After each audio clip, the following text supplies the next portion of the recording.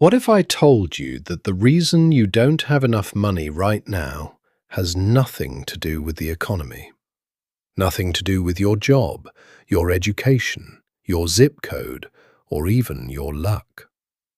What if the real reason, the one nobody ever talks about, is something happening inside your own mind, 24 hours a day, 7 days a week, completely without your awareness? Stay with me, because what you're about to hear changed the lives of thousands of ordinary Americans. A factory worker in Ohio who retired a millionaire. A divorced mother in Texas who went from food stamps to financial freedom. A retired teacher in Florida who spent 40 years believing she'd never have enough, and then discovered one simple truth that flipped everything upside down in less than a year. This isn't a get-rich-quick scheme. There's no app to download, no stock to buy, no lottery ticket. What I'm about to share with you is something far more powerful than any of that. It's the hidden science of the mind, and once you understand it, you will never look at money the same way again. So stay right here, don't go anywhere, because the next few minutes might be the most important you've ever spent. Let me ask you something personal, and I want you to really think about this. When you hear the word money, what's the first feeling that comes up in your chest? Is it excitement? Hope? Or is it something else, something tighter, something heavier?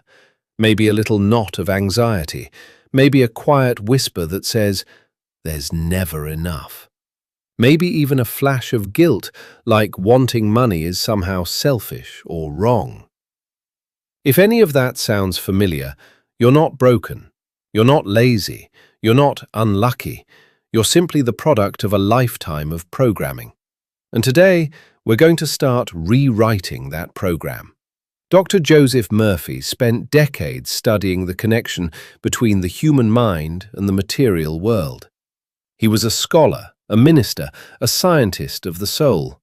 And the conclusion he arrived at after all those years of research was both breathtaking in its simplicity and staggering in its implications. He said this: "Your subconscious mind does not know the difference between what is real and what you imagine to be real. And whatever you plant in it with feeling and repetition, it will work day and night to bring into your life." Read that again. Let it sink in. Because if it's true, and the evidence says it is, then the life you're living right now, including your financial situation, is a reflection of what's been growing in the garden of your subconscious mind. And if you don't like what's growing there, you have the power to pull out the weeds and plant something new. That's the promise of everything you're about to hear, and we're just getting started. Let's go back to the beginning, back to where most of our money beliefs were born. Think about the house you grew up in. Think about the kitchen table. Think about the conversations that happened around money when you were 7, 8, 9 years old. Did your parents say things like, "Money doesn't grow on trees"? Did they say, "We can't afford that"? Did they argue about bills when they thought you were asleep? Did they say things like, "Rich people are greedy," or "We're just not the kind of people who have money"? You were a child. You didn't have a filter. You didn't have the ability to say, "Well, that's just their opinion." You absorbed everything, every word, every emotion, every belief. And those beliefs dropped straight down into your subconscious mind like seeds into fertile soil. And they've been growing there ever since. Meet a man named Robert. Robert is 62 years old. He's worked hard his entire life. 35 years at the same manufacturing plant outside of Detroit. Raised 2 kids, paid his bills, never missed a day of work. But Robert has never been able to get ahead. Every time he saves a little money, something happens. The car breaks down, the roof leaks, medical bills show up out of nowhere. And Robert shakes his head and says, "That's just how life is for people like me." People like me. Those 3 words are the most dangerous words in the English language when it comes to wealth. Because the moment you believe that wealth is for other people, smarter people, luckier people, people from different backgrounds, your subconscious mind gets to work making that belief come true. It will find a way to push money out of your hands every single time it comes in. Robert's problem wasn't the economy. It wasn't his plant. It wasn't bad luck. Robert's problem was a belief system planted in him when he was 6 years old, sitting at that kitchen table in Detroit, listening to his father say, "We work hard, and we still never get ahead. That's just our lot in life." And Robert believed him. For 56 years, Robert believed him. But here's what happened when Robert finally learned the truth. Before we get to that, I need to explain something fundamental, something that will make everything else we talk about click into place. You have two minds. Right now, as you're listening to this, two separate systems are running inside your head simultaneously. The first is your conscious mind. That's the part you're aware of, the part that makes decisions, analyzes information, has opinions, sets goals. The part that says, "I want to make more money this year." But the second mind, the subconscious, is where the real power lives. Your subconscious mind controls roughly 95% of everything you do. Your habits, your automatic reactions, your deepest beliefs. And here's the critical piece. Your subconscious mind doesn't think. It doesn't reason. It doesn't judge. It simply accepts whatever has been planted in it and works tirelessly to make that reality come true. Think of it like a GPS system. Your conscious mind types in the destination. I want to be financially free. But your subconscious is the engine. It's the system that actually drives the car. And if your subconscious has been programmed with the coordinates for struggle, scarcity, and never enough, that's exactly where you'll end up, no matter what your conscious mind wants. This is why so many people who win the lottery go broke within a few years.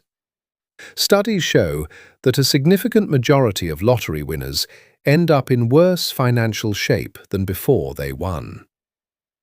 It's not stupidity, it's subconscious programming. The money arrived, but the mindset didn't change, and the subconscious simply worked to restore what it believed was normal. This is also why a man who builds a business from nothing loses everything and then builds it back again, sometimes even bigger, seems almost miraculous to outside observers. It's not a miracle. It's that his subconscious mind still holds the map to abundance, and it finds a way back, no matter the obstacles. The question is, what map is your subconscious holding right now? Now let's talk about something that might surprise you. Something that makes a lot of people deeply uncomfortable the first time they hear it. Your attitude toward money is, at its core, a spiritual issue. Now, before you click away, hear me out. This isn't about religion. This isn't about being told what to believe. This is about the relationship between your inner world and your outer world. And Dr. Murphy was very clear on this point. Money is not evil. Money is not corrupt. Money is not the enemy of good people. Money is a symbol. It represents energy, exchange, value, service.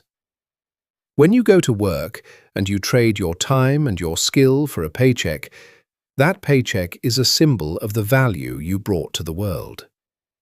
When a doctor saves a life and receives payment, that payment is a symbol of the healing she provided. When a carpenter builds a home and gets paid, that money is a symbol of shelter, security, warmth. Money, at its core, is good. It feeds families, it funds hospitals, it builds schools, It sends children to college. It takes care of aging parents. It creates freedom and options and opportunities that would not exist without it. But somewhere along the way, many of us, especially those of us raised in modest or struggling households, absorbed the idea that wanting money is greedy, that wealthy people are corrupt, that if you have a lot, you must have taken it from someone else, and that good, humble, decent people are supposed to just get by. That belief is not humility. That belief is a prison. Because the moment you decide, consciously or not, that money is bad, your subconscious will protect you from it. It will help you avoid it, repel it, spend it too fast, sabotage opportunities to earn it. All to keep you safe from something it has been taught to fear. Think about that. Your own mind trying to protect you by keeping you broke. That needs to change. And it starts with a simple but radical shift in how you see money. Imagine for a moment that you are a farmer. You have a field of rich, dark soil, miles and miles of the most fertile land you've ever seen. And in your hands, you're holding two types of seeds. One type produces fruit, abundance, nourishment, beauty. The other type produces weeds, choking, strangling, suffocating everything around them. Now here's the thing about that soil. It doesn't care which seeds you plant. It has no preference. It will grow whatever you put in it with equal enthusiasm. Plant fruit seeds, get fruit. Plant weed seeds, get weeds. The soil simply does what it was designed to do. Your subconscious mind is that soil, and your thoughts, especially your emotionally charged, deeply repeated thoughts, are the seeds.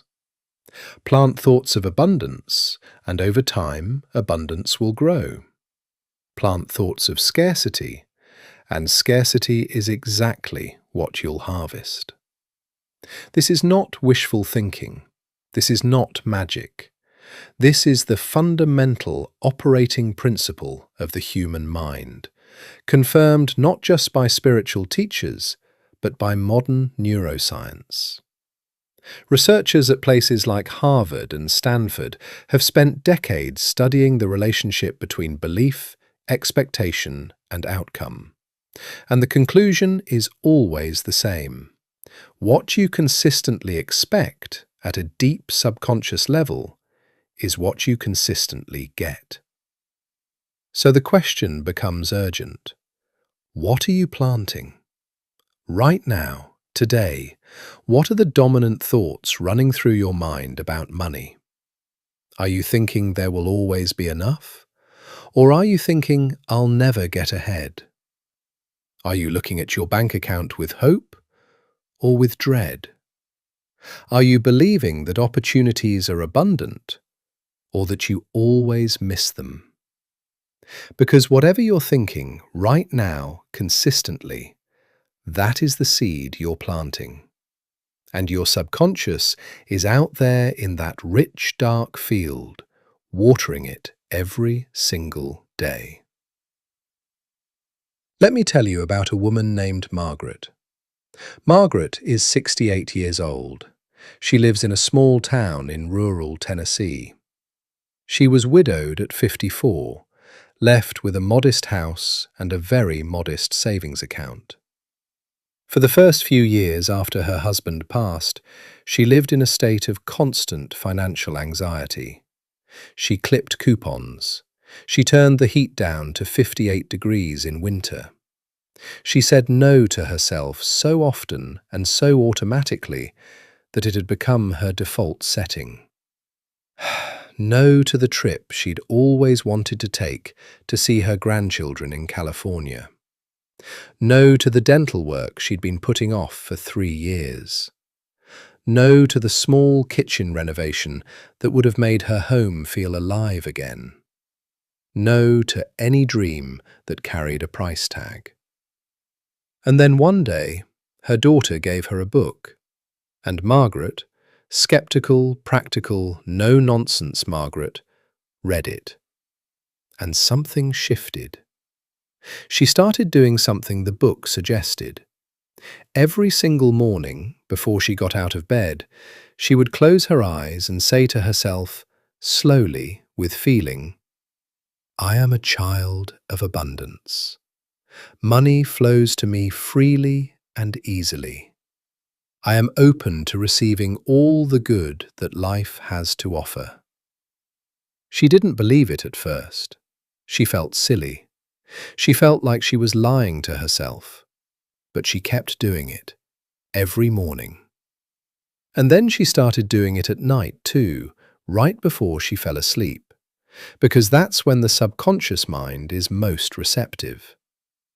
6 weeks later, something happened that she couldn't explain. An old friend called her out of the blue.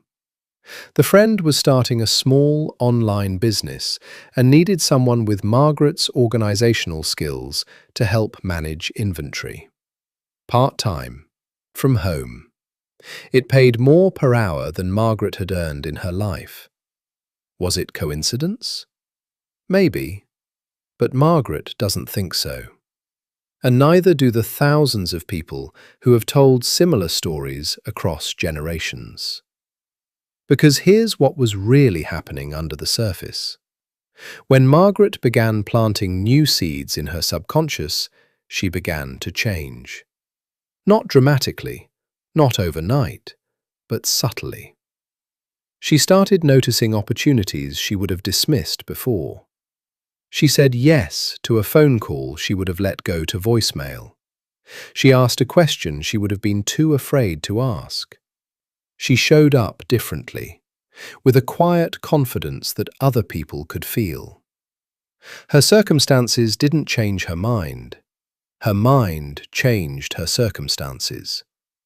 And that's the whole game right there. Now let's talk about something practical, because this isn't just philosophy. There are specific, concrete things you can do starting today to begin reprogramming your subconscious mind for abundance. The first and most powerful tool is what Dr. Murphy called the affirmation, but not the kind you've probably heard about. Not the kind where you stand in front of a mirror and chant things you don't believe. That doesn't work. And the reason it doesn't work is feeling. See, the subconscious mind doesn't respond to words. It responds to the emotional charge behind words. It responds to feeling, to conviction, to vividness, to the sense of this is real, this is true, this is happening. So when you craft a statement about abundance, you don't just say the words, you feel them. You visualize them, you inhabit them fully, as if the reality you're describing is already present. Let's try it right now. Close your eyes for just a moment, if it's safe to do so, and say this to yourself. I deserve to be financially free. I have gifts and skills that the world is willing to pay for generously. Money is flowing into my life right now, and I am grateful. Did you feel resistance? That resistance, that voice that says, but it's not true. That's the old programming pushing back. And that's okay. That's expected. You don't fight it. You don't argue with it. You simply keep planting the new seed over and over until the new growth is stronger than the old. This takes time. It takes consistency. But so does anything worth building. Here's another concept that stops a lot of people cold, and it stopped me too the first time I encountered it. You have to give before you can receive. Now I know what you might be thinking. I barely have enough as it is. How am I supposed to give? And I understand that reaction completely. It's one of the most counterintuitive ideas in the entire landscape of financial wisdom. But the evidence for it is overwhelming, both anecdotal and scientific. Dr. Murphy described it using the metaphor of a pump. You've seen an old-fashioned water pump, right? The kind where you have to prime it first, pour a little water in to get the water flowing out. If you've never primed the pump, no matter how hard you work the handle, nothing comes up. But the moment you pour that priming water in, suddenly the whole system opens up and water flows freely. Giving is the priming water. It signals to your subconscious and to the world around you that you are operating from a position of abundance, that you believe there is enough, that you trust the flow. And that trust, that belief, that internal posture of generosity, it creates a current that pulls more in your direction. Now think about the most financially successful people you know. Genuinely successful, not just flashy. Are they hoarders? Are they clutching every dollar in a tight fist? Or are they known for their generosity, for the tips they leave, the causes they support, the people they help along the way? This is not an accident. Let me tell you about a man named Gerald. Gerald is 71, a retired postal worker from Phoenix, Arizona. For most of his adult life, Gerald believed that saving meant hoarding. He never bought anything for himself. He never donated to anything. He never helped anyone financially because he was always too afraid of what might happen if he gave money away. And yet, Gerald was miserable, and he was not wealthy. He had money in the bank, yes, but it sat there like a stone, cold, inert. And Gerald sat there beside it, just as cold and just as inert. One day, Gerald's granddaughter was selling handmade friendship bracelets to raise money for her school's art program. She asked Grandpa Gerald to buy one. It was $3. And for the first time in recent memory, Gerald reached into his pocket without calculating the cost. He just gave. And as he put that bracelet on his wrist, this tough, stoic, 71-year-old retired postal worker, he started to cry. He couldn't explain why, but something cracked open, something that had been locked tight for decades. Within the next few months, Gerald started volunteering at a community centre. He gave small amounts to a few local charities. He started having people over for dinner. He opened his fist just a little. And the strangest thing happened. Opportunities started showing up. His neighbour offered him a part-time consulting gig, helping new postal workers navigate their benefits. An old colleague connected him to a real estate investment that paid him back triple in 18 months. A long-forgotten pension adjustment added meaningfully to his monthly income. Gerald will tell you that giving $3 for a friendship bracelet changed his life. Not because the universe rewarded him, but because the act of giving changed something in him. It unlocked a channel that had been blocked for decades, and once that channel opened, everything started to flow. Now I want to talk about something that I think is one of the most underrated and under-discussed aspects of building a wealthy life, and that is your relationship with other people's success.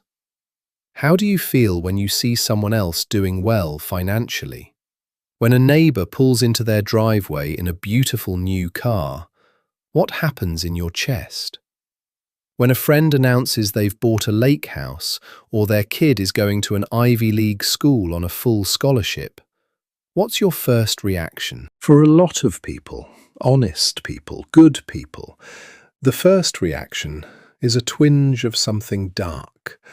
Not exactly hatred, not even real jealousy, but something uncomfortable. A contraction. A quiet voice that says, "Must be nice. Some people have all the luck." Or even, "Where did they get that? What are they not telling you?" That reaction, no matter how brief, no matter how quickly you push it away, is a signal. It is your subconscious mind telling you that on some deep level you believe that their success somehow diminishes yours. That the world is a pie with a fixed number of slices, and if they got more, you got less. This is called the scarcity mindset, and it is one of the most powerful brakes on personal financial progress that exists. Because think about what that reaction is actually communicating to your subconscious. Every time you feel resentment towards someone else's abundance, you are reinforcing the belief that abundance is finite, that it's rare, that it's unfair, and that it probably isn't coming to you. But here's the alternative, and this is radical, genuinely radical. When you see someone else succeeding financially, what if you could, sincerely, genuinely, feel happy for them? What if you could look at that new car and think, "Good for them. That's proof that it's possible. If they can have that, so can I." That shift from envy to inspiration is not just emotionally healthier, it actively reprograms your subconscious to see abundance as something that exists in plentiful supply, something that is available to anyone who aligns with it, something that is, in fact, on its way to you too. Try this. The next time you see someone succeeding, in business, in finances, in life, instead of contracting, consciously choose to expand. Smile. Think, "Beautiful." More proof of what's possible. Say it out loud if you can. It will feel strange at first. Do it anyway. Because you're not just changing how you feel about them, you're changing the fundamental story your subconscious is telling about the world. Let's talk about work. And specifically, let's talk about how the way you approach your work either opens or closes the flow of money in your life. Here's a question. Do you love what you do? Do you wake up in the morning feeling called to your work? Or do you drag yourself to a job that feels like a prison sentence, counting the hours until you can leave, living for Friday, dreading Monday? If it's the second one, and for a lot of us, at some point in our lives it has been, that energy is costing you more than you know. Dr. Murphy was clear on this. The people who achieve genuine, lasting financial abundance are almost always people who are deeply engaged with what they do, who bring real energy, real creativity, real care to their work. Not because they're performing for a boss, but because they genuinely love the craft. Now, I can already hear some of you saying, "Well, that's easy to say. Not everyone can love their job. Some of us have to do what pays the bills." And that's true. That's real. I'm not dismissing that. But here's the thing. Even within a job you didn't choose, even in work that isn't your dream, there is a choice about how you show up. There is always a choice about whether you bring curiosity and care to what you're doing, or resentment and minimum effort. And that choice makes a profound difference, not just in your output, in your energy, in how other people perceive you, in the opportunities that come your way, in how your subconscious understands your relationship with abundance. When you treat your work, any work, as worthy of your best self, you send a signal. To the world, yes, but more importantly, to yourself. I am someone who creates value. I am someone who deserves to be rewarded. I bring something real to this exchange. That belief, planted deep enough, changes everything. Meet a woman named Dorothy. Dorothy is 64 and spent 22 years working as a cashier at a grocery store in suburban Ohio. Not exactly a glamorous career by most people's standards. And for the first 10 years, Dorothy was miserable. She felt unseen, undervalued, like she was marking time until she could retire. But then something happened.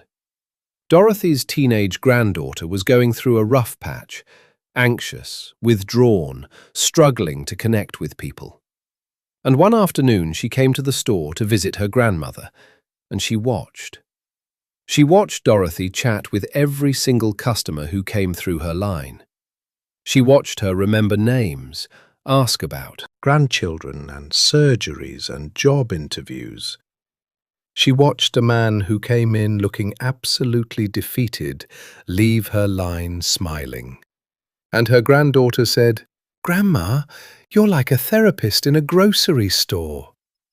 Dorothy laughed, but then she thought about it, and something shifted. She realized she hadn't been just a cashier for a long time. She had been a connector, a healer of small daily wounds, a light in ordinary moments, and that was valuable. That was real. From that day on, Dorothy approached her work differently. She asked herself every morning, "Who can I help feel seen today?" And her whole demeanor changed. Her manager noticed. Customers started requesting her line. When the store opened a new location and needed a customer experience trainer, Dorothy was the first name mentioned. She retired 3 years later with a pension, a bonus, and a community of people who genuinely loved her. Dorothy didn't change her job. She changed her relationship to her job, and her financial life changed along with it. Now let's address something that keeps a tremendous number of people locked out of financial abundance, and it's something nobody talks about honestly. It's something that lives so deep in our culture that most people don't even recognize it as a belief. It's the idea that suffering is virtuous. Think about how many phrases in our culture celebrate struggle and sacrifice as moral qualities. No pain, no gain. Hard work never hurt anybody. You have to earn it. Nothing worth having comes easy. And there's truth in those ideas. Effort matters. Persistence matters. Discipline matters. I'm not dismissing any of that, but somewhere along the way, many of us took those ideas too far. We started believing that if things are easy, if money flows without grinding misery, if success feels joyful rather than brutal, then somehow it doesn't count. Or worse, it's morally suspect. Like comfort is a sin and ease is cheating. That belief that you must suffer to deserve abundance is one of the most insidious and damaging programs running in the minds of people who can never quite get ahead no matter how hard they work. Because here's the truth. Suffering is not a currency. The universe does not have an accounting system where your pain is exchanged for reward. Working yourself to exhaustion, denying yourself all pleasure, operating in a constant state of stress and struggle, none of that earns you a seat at the table of abundance. What earns you that seat is the quality of what you bring, the genuine value you create, the authenticity of your engagement with life and work. Those things can be accompanied by joy. They should be accompanied by joy. Joy is not laziness. Peace is not complacency. Ease is not avoidance. You are allowed to prosper in a way that feels good. You are allowed to build a financial life that brings you genuine happiness. And if you've been telling yourself otherwise, that belief is not serving you. It is costing you. Give yourself permission, right now, to let prosperity feel good. Let's talk about visualization, because this is one of the most powerful and most misunderstood tools in the entire toolkit of abundance. When I say visualization, I don't mean daydreaming. I don't mean wishful thinking.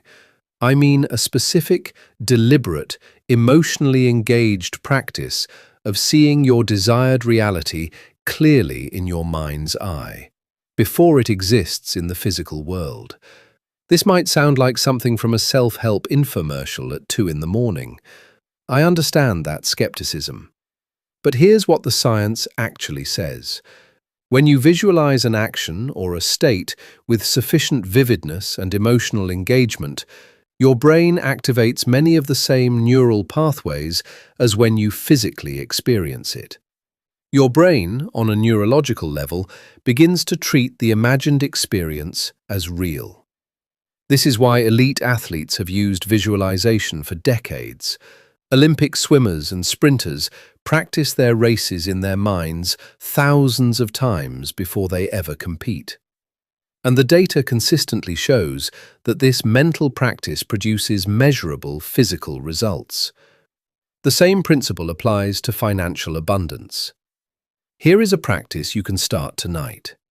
As you're lying in bed, in that drowsy state just before sleep, when your conscious mind is relaxed and your subconscious is most receptive, close your eyes and paint a picture.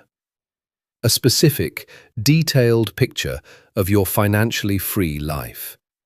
Don't be vague. Don't think, I have a lot of money.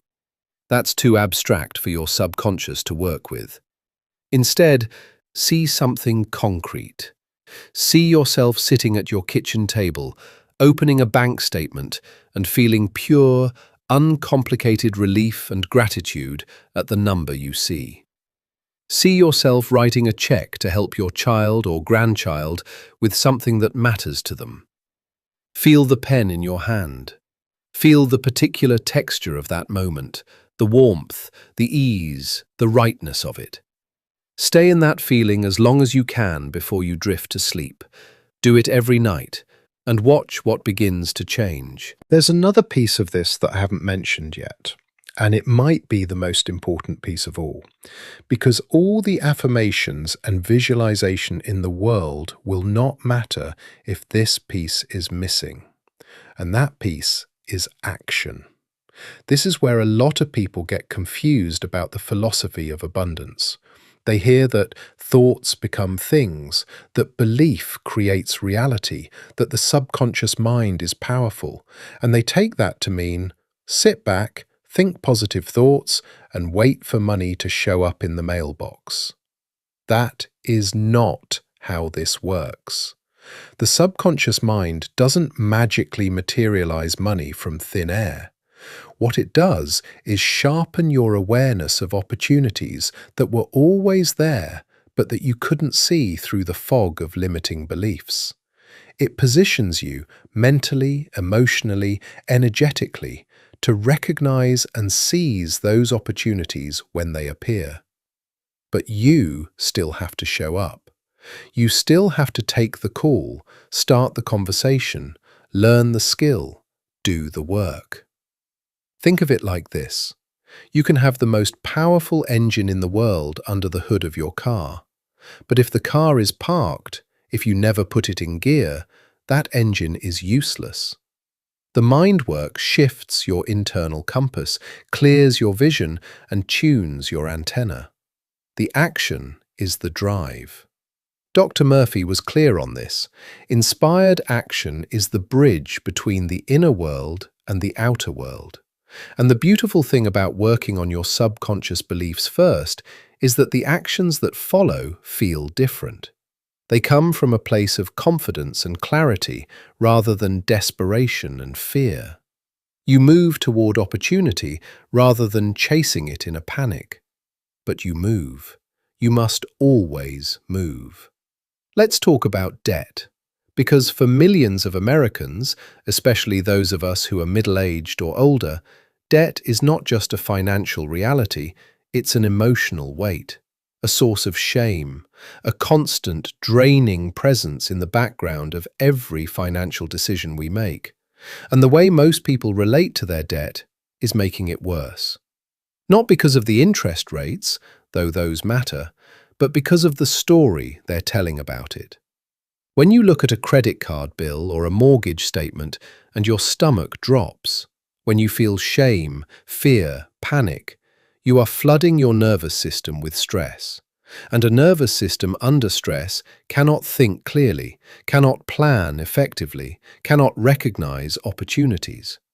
You are, in that moment of financial anxiety, cutting yourself off from the very mental resources you need to solve the problem. This doesn't mean pretending the debt isn't there. It means changing your emotional relationship to it. Instead of seeing debt as evidence of your failure, what if you saw it as a financial situation with a solution, one that you are actively, calmly, intelligently working toward? What if, when you looked at that balance, you said, out loud with conviction, "This is temporary. I have the intelligence, the creativity, and the resources to handle this. I am moving toward financial freedom every single day." And then, critically, you do one concrete thing that day to move in that direction. One phone call, one budget entry, one extra dollar toward the principal. The feelings will shift when the actions align with the new story. And when the feelings shift, the momentum builds. And when the momentum builds, watch out. Because that is when seemingly miraculous things begin to happen.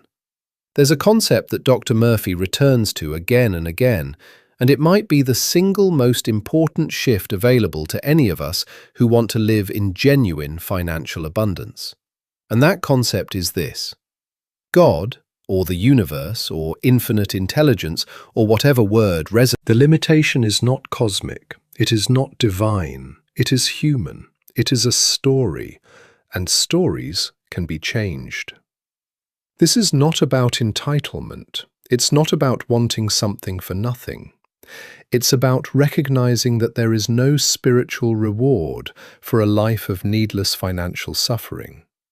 That your potential, including your financial potential, is not capped by your past, your background, your mistakes, or your age. You are 60 years old and you think it's too late? Margaret didn't think so. Gerald didn't think so. Dorothy didn't think so. And they were right. Because the subconscious mind does not have an age limit. The laws of the mind do not retire. As long as you are breathing, you have the capacity to plant new seeds and harvest new fruit. The field is still fertile. The season is not over.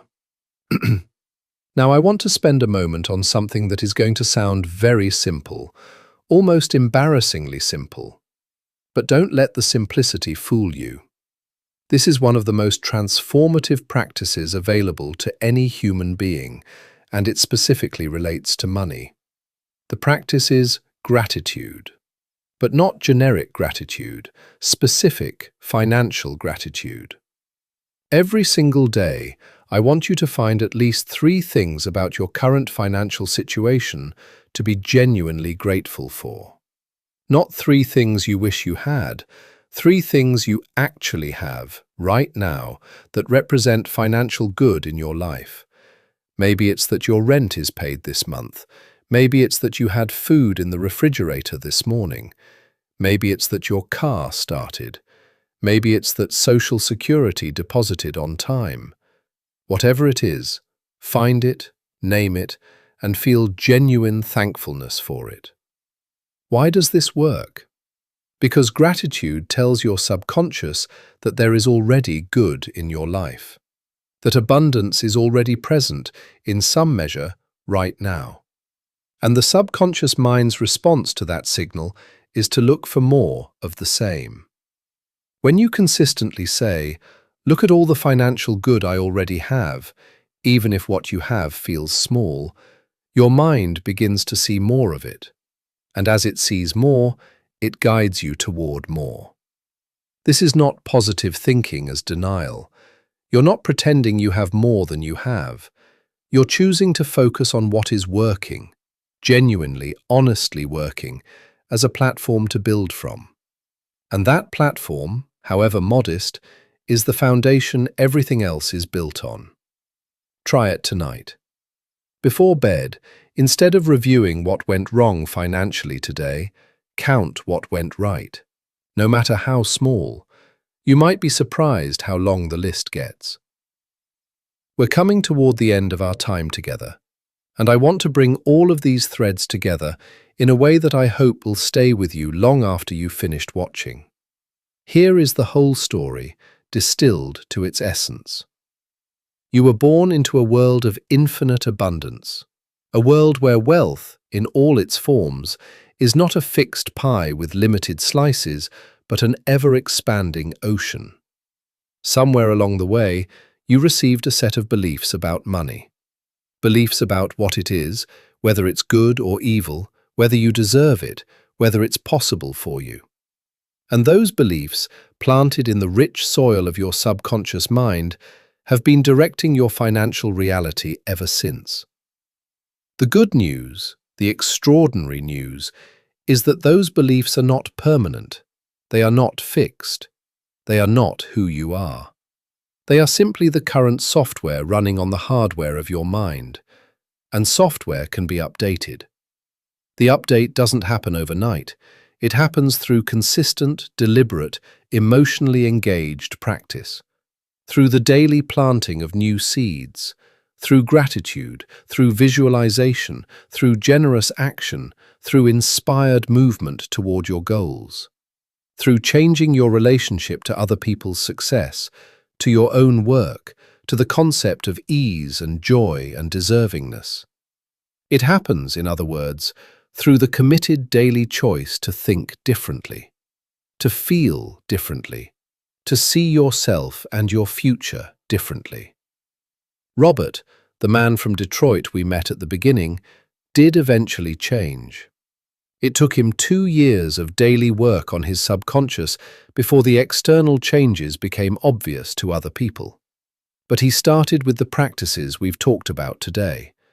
The morning affirmations, the evening visualization, the deliberate gratitude, the shift in how he talked about money. And slowly, then suddenly, things changed. He found a part-time consulting opportunity through a former colleague. He made a small investment that grew. He stopped spending money on things designed to fill an emotional hole and started spending it on things that created real value in his life. He left his grandson a legacy, not a fortune, but something real and something meaningful. More than the money, though, Robert changed. The tight, anxious quality around his eyes relaxed. He laughed more easily. He talked about the future with something that sounded, remarkably, that's what this is really about, not just the dollars, but the freedom that comes when you stop being at war with the idea of prosperity, when you stop fighting yourself, when you finally let the good in. So here's what I want you to do right now. Before you close this video, before you scroll to the next thing, I want you to make a decision, a real decision, not a wish, not a vague intention, a decision. The decision that you are willing to examine your beliefs about money, that you are willing to plant new seeds, that you are willing to give yourself permission to prosper, that beginning today, you will treat your mind, the most powerful financial instrument you will ever own, with the intention and care it deserves. Because you are not too old. You have not missed your moment. The field is still there. The soil is still rich. And the seeds, the right seeds, are right here, right now, in your hands. Plant them, water them, and watch what grows. Thank you for watching. If this resonated with you, if even one idea here shifted something, share this with someone you love. Leave a comment below telling me which idea hit home the hardest. And if you haven't yet, hit subscribe. Because every week we explore ideas like these. Ideas that have the power to change not just how you think about money, but how you live your whole life.